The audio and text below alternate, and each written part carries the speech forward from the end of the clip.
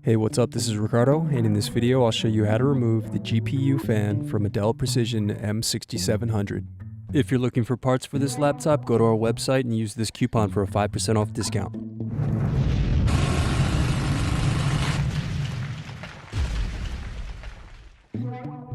First, slide locking mechanism to the side to release the battery. Now unscrew, then slide over base to remove it from the laptop.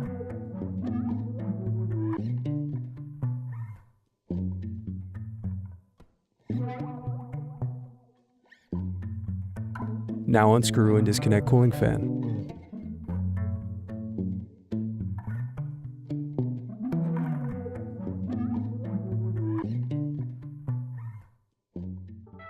Thanks for watching.